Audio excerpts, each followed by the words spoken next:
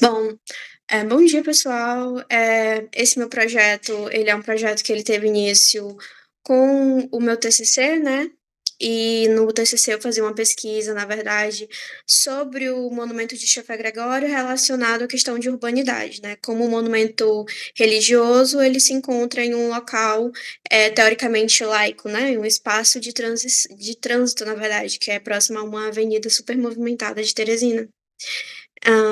O projeto ele tem início, na verdade, com alguns pontos que é a história do Gregório, né, que disse que ele faleceu em outubro de 1927, né, e que Gregório ele era um jovem natural, na verdade está aqui, tá um pouco errado, mas ele não era de Parnaíba, ele era natural da Paraíba, na verdade, tá certo. Ele era natural da Paraíba e ele veio para o Piauí, para ser motorista de um comerciante que acabou vendendo o carro e o serviço dele para um padre da cidade de Balsas.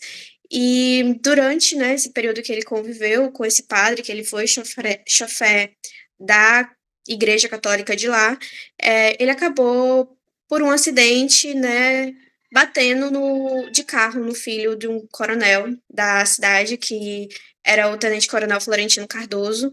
E quando ele sabe da notícia que o filho ele é atropelado, ele simplesmente manda prender Gregório, né? Mesmo tendo provas de que foi um acidente, a criança estava. Relatos dizem que a criança brincava próximo a uma praça, quando correu para a rua e o carro acabou atropelando ele.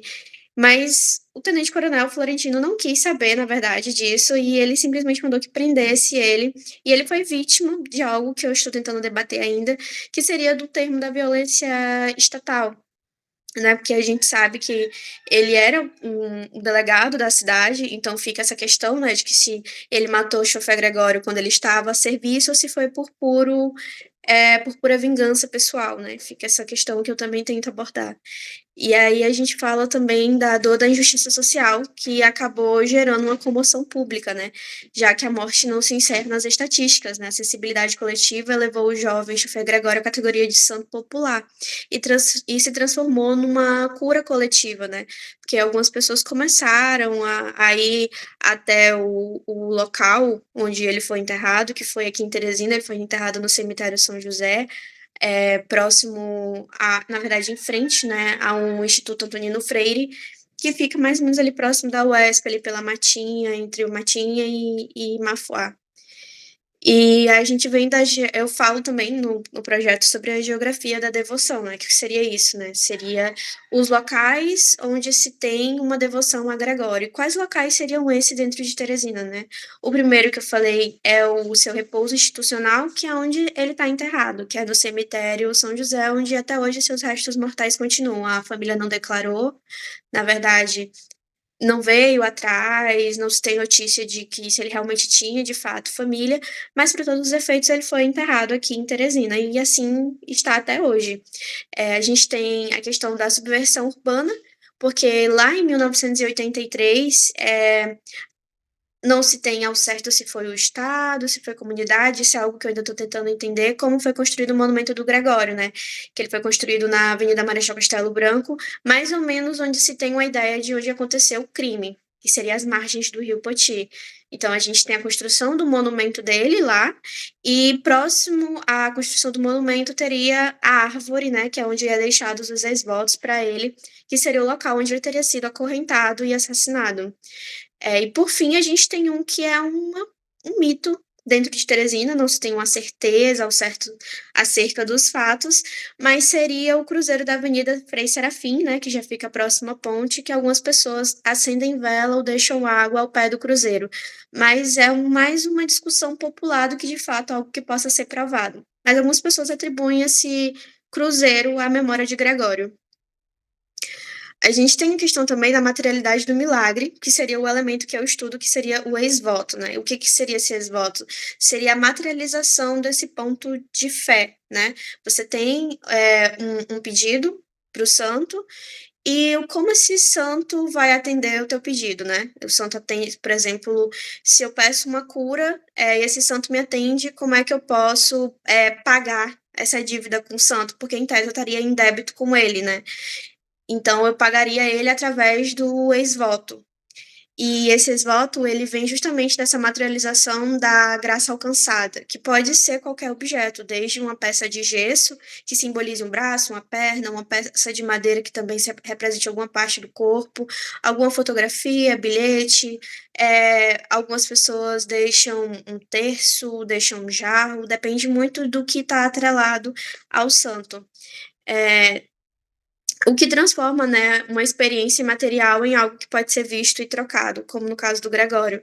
A gente também tem a questão da biografia emocional, né, que coloca esse plano da via pública como uma ponte duradoura entre o sofrimento e cura, né? Porque você tem um local onde ele foi assassinado, onde ele foi julgado, por assim dizer, segundo a lei do Tenente Coronel Florentino, e no mesmo tempo você tem um ponto de cura, já que pessoas vão até aquele local onde foi o martírio dele e fazem pedidos para ele, para que eles sejam curados de algo que atendam a algum pedido. Já tive relatos de pessoas que pediram para cura, pediram para passar como é que a gente fala? Para tirar a carteira de habilitação. Tem muita gente que vai lá para fazer pedido para Gregório para que passe nas provas de habilitação.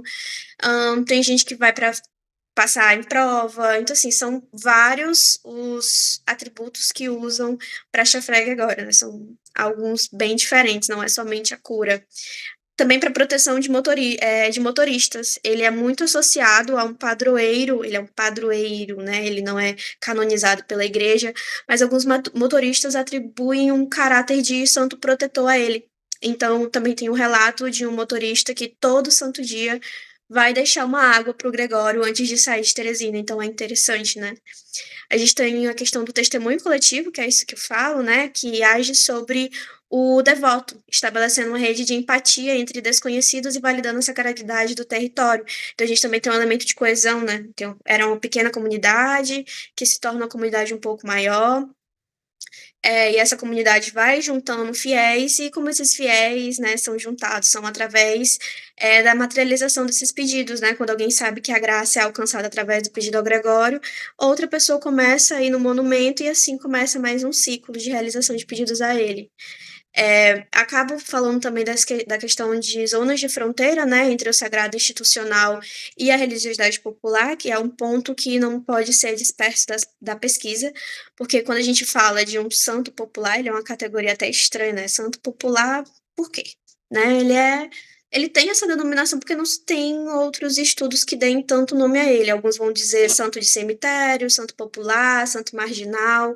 Então, são categorias que sempre colocam o santo à margem por essa falta de institucionalização, né? Ele não é um beato, ele não é um santo, né? Ele está ali à margem da Igreja Católica, como a gente conhece, né? Que tem outros santos aqui em Teresina, que muita gente venera, mas que Gregório não está nesse cânone da Igreja Católica, né? Ele não está inscrito nessas celebrações da igreja. Ela é uma celebração popular, né?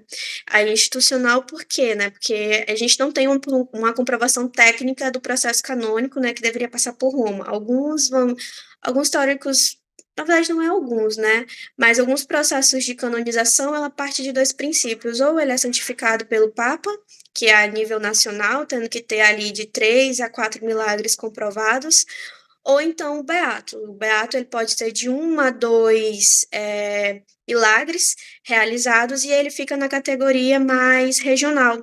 Pode ser o beato da cidade, o beato da região, e esse beato ele já é outorgado pelo bispo, não pelo papa, né? A gente tem a questão da hierarquia, né, e mediação sacerdotal, e a obediência ao dogma, que é algo que não está implícito na criação da memória de Chafé Gregório como um santo popular, né? Ele já parte de uma acumulação pública de objetos e testemunhos visuais, que são acender vela, águas e os esvotos que são deixados lá, a comunicação direta, autônoma e imediata com o sagrado, né? Você não precisa de um padre, né, para intermediar o seu pedido. Na verdade, você vai direto ao santo. É até um ponto do meu estudo que eu achei muito interessante, onde alguns teóricos eles falam que a igreja ela perde esse caráter, né, de você ir buscar a salvação, e você passa a buscar os santos como um elo para atender pedidos mais corriqueiros, né, como cura, nem é salvação, mas cura, proteção, passar em alguma prova, dinheiro, né, muita gente pede também dinheiro para santo, então, assim, acabou sendo o santo acabou sendo uma imagem de pedido mais concreto e real, entre aquilo que vai ser pedido e o que vai ser materializado através do ex-voto. A gente também tem o contrato de reciprocidade, moral e honra, que é justamente isso, né, é o dar e receber. Eu peço para o santo, minha súplica é atendida e eu devolvo para o santo com a materialização do ex-voto.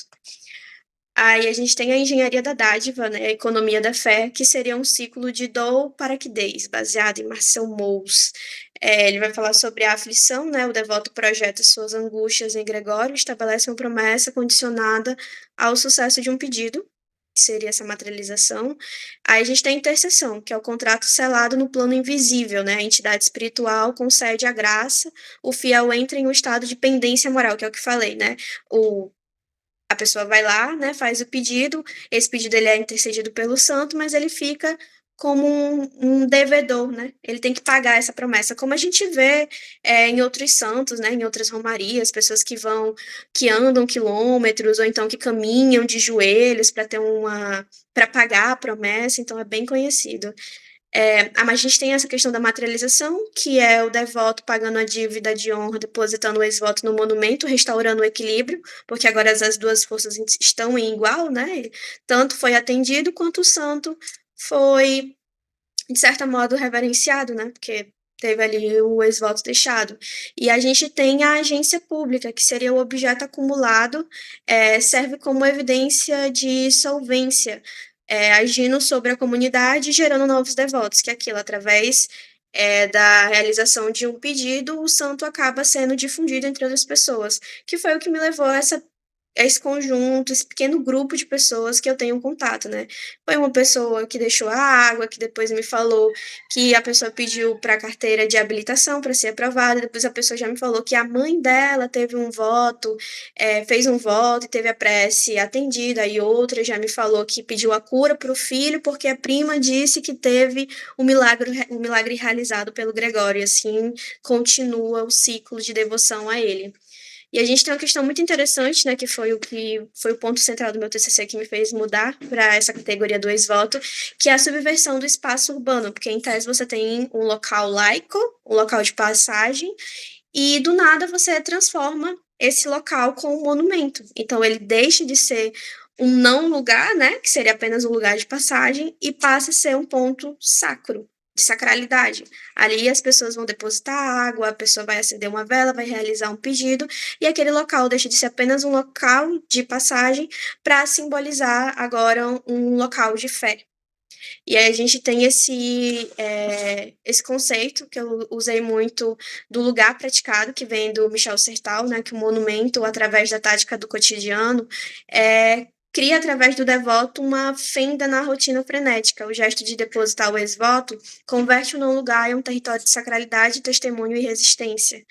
E aí a gente tem outra categoria, que é o não lugar, que é do Markel G, né, que havia expressa um local de passagem rápida de anonimato, focado no fluxo funcional de veículos e capital, e a frieza das relações urbanas, que seria esse espaço do não lugar, que é totalmente modificado por essa lógica da construção do monumento de Gregório. E a gente tem a exteriorização da interioridade, né? A gente tem a questão do público e do privado, né? O privado seria a angústia, o trauma e o sentimento individual de injustiça e emoções que muitas vezes são invisíveis e passageiras. Isso no campo do que o indivíduo sente, né? Antes de ir até o santo, no caso, até Gregório. E o público, que é o ex-voto, né? Gente, desculpa se vocês ouviram miada, porque minha gata tá por aqui no meio atentando. E a gente tem o público, né, que é o ex-voto, a emoção não é um produto da fé, né, é o próprio combustível. A dor e a gratidão são uma performance e ganham visibilidade em suportes culturais. O monumento torna-se um arquivo vivo de subjetividades. Então a gente tem o privado, que é quando a pessoa ela tem aquele sentimento de injustiça, que nada está dando certo na vida dela, e aí parte para o público, que é representado pelo monumento, que ele olha aquele homem, né, Chofé Gregório, e ele fala, me identifico com ele, passo por dificuldades como ele viveu uma vida muito similar à minha, então eu começo a acreditar que aquele homem que viveu próximo a mim, ele pode sim atender uma prece minha, né, afinal de contas estão em par de similaridade, não é totalmente um homem santo, porque ele não foi canonizado ainda pela igreja. Então isso é bem interessante, e também a questão da performance, né, porque é um ato performático, né, as pessoas vão ali, deixam um objeto, e depois outra pessoa vai lá, deixa mais um objeto, e assim vai dando continuidade a esse ato performático da crença justamente em Gregório, através, dessa coesão social, né, essa coesão entre os indivíduos que creem nele.